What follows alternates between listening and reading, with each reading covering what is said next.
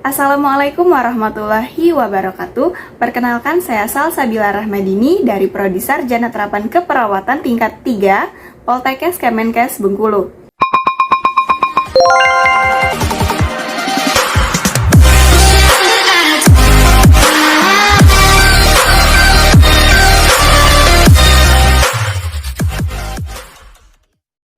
Hai semuanya, bertemu lagi dengan saya Salsa.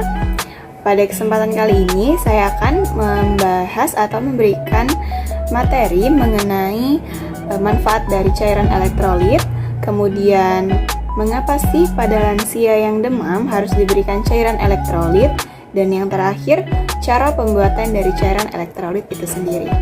Disimak videonya. Oke, yang pertama-tama, seperti yang kita ketahui, cairan elektrolit itu memiliki banyak manfaat untuk tubuh kita. Nah, beberapa manfaat dari cairan elektrolit itu sendiri, yang pertama, memastikan saraf, otot, jantung, dan juga otak bekerja dengan normal atau sesuai fungsinya. Yang kedua, membuang limbah sisa metabolisme dari dalam sel.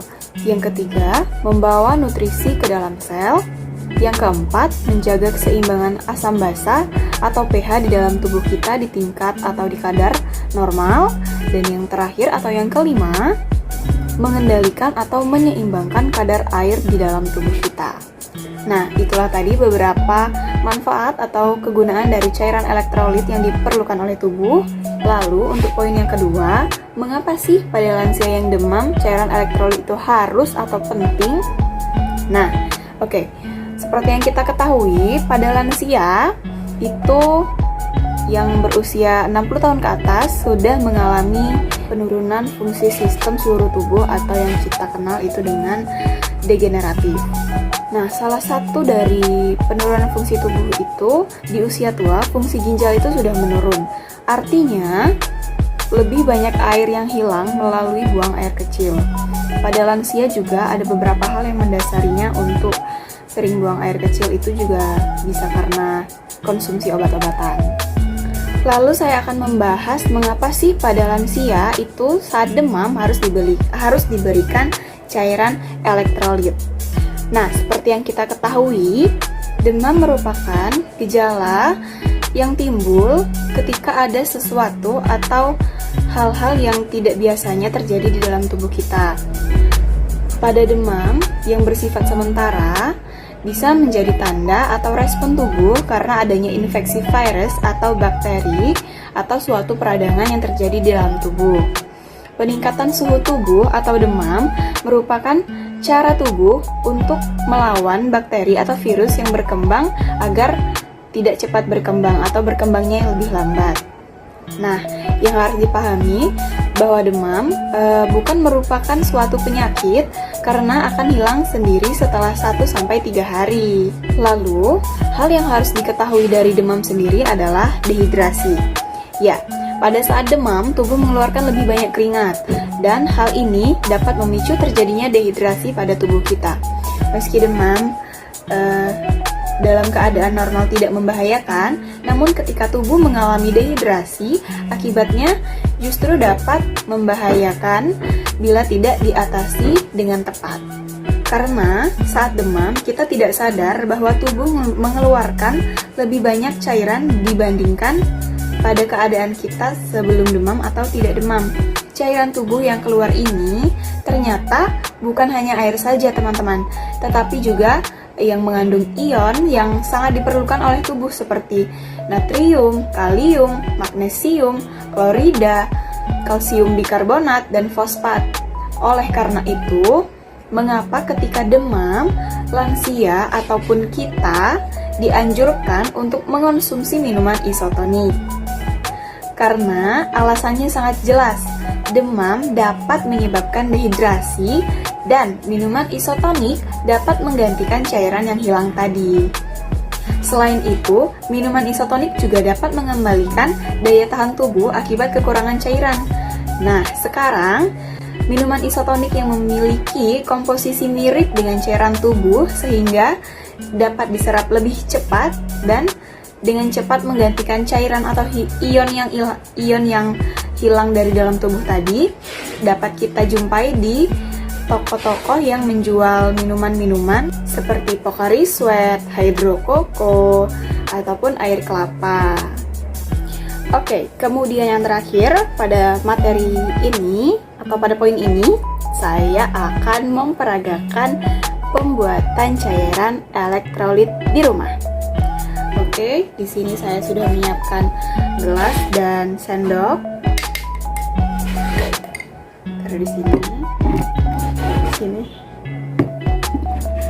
Sesuai dengan apa yang saya tulis pada buku di saat belajar keperawatan gerontik pada minggu kemarin, saya menuliskan di buku saya bahwa cara membuat cairan elektrolit itu dengan 1 gelas air ini perbandingan gula dan garam yaitu 3 sendok teh berbanding 3 sendok teh gula berbanding 1 sendok teh garam. Ini cara yang salah ya sebenarnya teman-teman. Nanti untuk cara yang benarnya saya akan taruh di sebelah sini bahan-bahan yang tepat dan bagaimana langkah-langkah yang pas dalam pembuatan cairan elektrolit. Saya sudah menyiapkan gula sebanyak 3 sendok teh dan garam sebanyak 1 sendok teh. Oke, ini ya teman-teman, kita taruh di sini dulu. Ini gelasnya. Oh ya, tidak lupa juga saya menyiapkan air hangat kuku di sini. Oke, langsung saja teman-teman. Kita masukkan 3 sendok teh gula pasir di dalam gelas. Ini ya teman-teman. Ini tadi sudah saya ambil. Dan garam.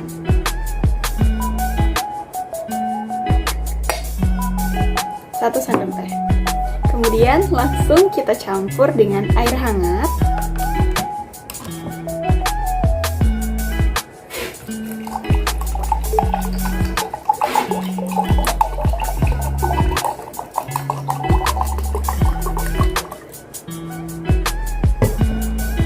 Kita larutkan.